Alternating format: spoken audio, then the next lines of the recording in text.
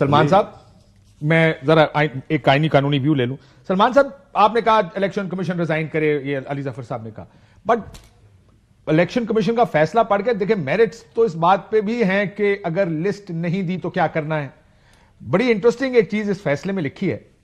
اس میں لکھا یہ ہے کہ جب تحریک انصاف کی جانب سے باب پارٹی کا فیصلہ ججمنٹ ہمارے سامنے رکھی گئی تو ہم نے کہا کہ یہ ججمنٹ ہمیں دکھا دیں, جو کہ الیکشن کمیشن پاکستان کا ہی فیصلہ ہے. If I am not mistaken اس وقت چیف الیکشن کمشنر سردار رضا خان صاحب تھے, تو انہوں نے کہا کہ اس کی ہمیں ذرا کاغذ تو دیں, کوئی فیصلہ ہمیں دکھائیں جو کہ نہیں دیا گیا.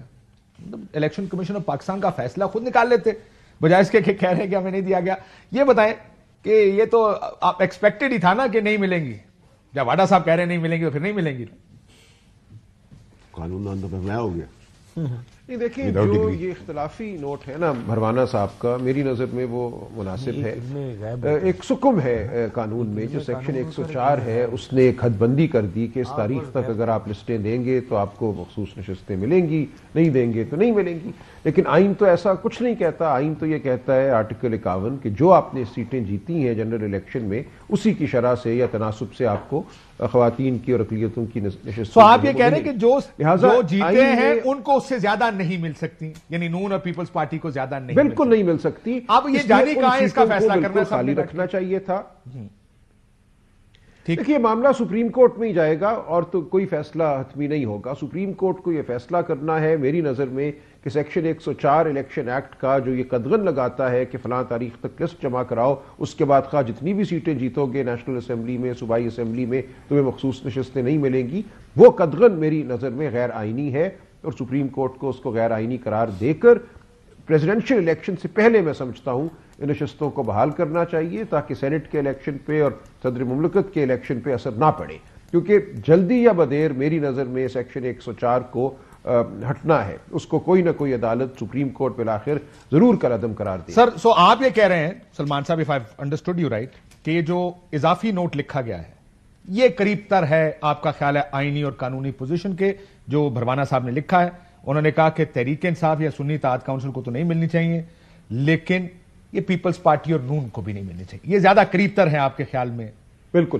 دیکھیں بالکل میں سمجھتا ہوں یہ قریب تر ہے. اگرچہ وہ یہ کہہ سکتے تھے کہ ہم آئین کی تشریح کرنے کے پابند ہیں اور آئین کے آرٹیکل 218 کے تحت الیکشن کمیشن کو مکمل اختیار حاصل ہے کہ وہ آئین کے مطابق اسمبلیوں کی جو تشکیل ہے اس کو ممکن بنائے. وہ کہہ سکتے تھے کہ سیکشن 104 کو ہم ریڈ ڈاؤن کریں گے, اس کو ڈائریکٹلی سمجھیں گے, مینڈیٹری نہیں سمجھیں گے, یعنی کہ یہ ایک لازمی نہیں ہے کہ فلاں تاریخ تک لسٹ نہیں جمع ہوئی تو سیٹیں نہیں ملیں گی.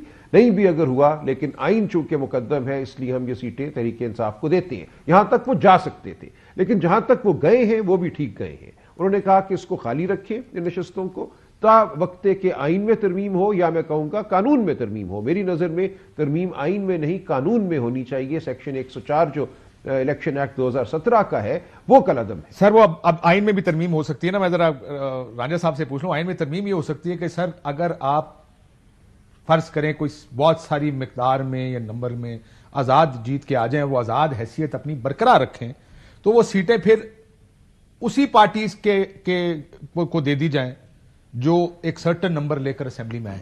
پھر یہ آئینی ترمیم آپ کہہ رہے ہیں کہ اس قانون میں ترمیم, الیکشن ایکٹ میں ترمیم کر دیں, جبکہ مجھے لگتا ہے ان کو سوٹ کرتا ہوگا پی ایم ایل این اور پیپلز پارٹی کو. دیکھیں آئین میں ترمیم کر لیتے ہیں کہ پھر ہم ہی دے دیں یار, اگر سیٹیں خالی ہیں اور ایک پارٹی کو نہیں مل سکتی سانو مل جائے. پہلی بات تو یہ کاشف صاحب, ایک تو یہ ہے کہ سپریم کورٹ کانسٹیٹیوشن کو لکھ تو نہیں سکتا, اور ایک جس طرح سیکشن 104 کی یہ بات کر رہے ہیں کہ وہ کانسٹیٹیوشن کے ساتھ اس کا تصادم ہے اور غیر آئینی ہے وہ پروویژن جو ہے الیکشن ایکٹ کی, تو اس کے بعد بھی جو اگر اس میں آئینی ترمیم یا یہ چیزیں اس کے لیے بھی نمبرز چاہیے, اور نمبرز جو ہیں وہ بھی اس وقت تحریک انصاف کے پاس نہیں ہیں.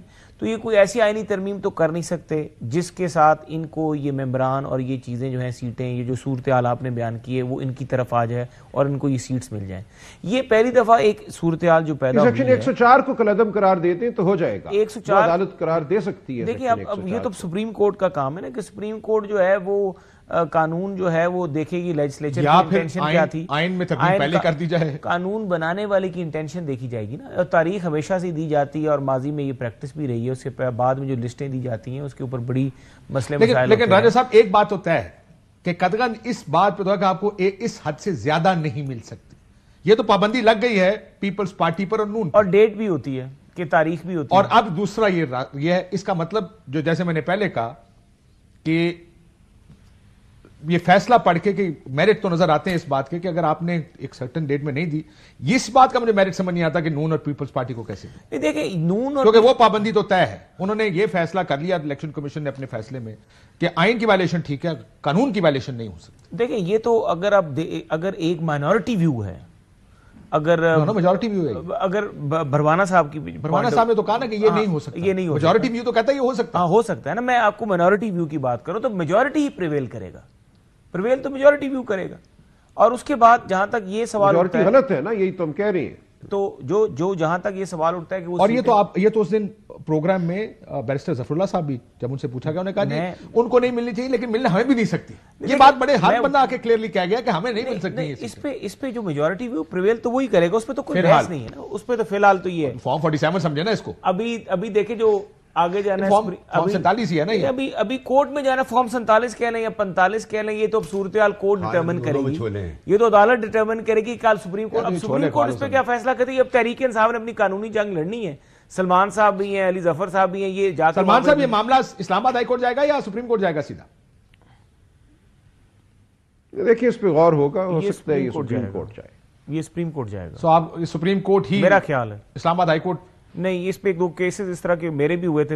एक डॉक्टर जुल्फकार भट्टी का केस हुआ था, उसमें भी यूं ही एक मैटर था जो इलेक्शन कमीशन ने एक ऑर्डर किया था, उसको वो लेके चले गए, तो उसके फिर जजमेंट आ गई थी, वो गलत फोरम पे चले गए, तो वो सुप्रीम कोर्ट गए थे, उन्होंने बड़ा सफर भी किया। मैंने एक ब्रेक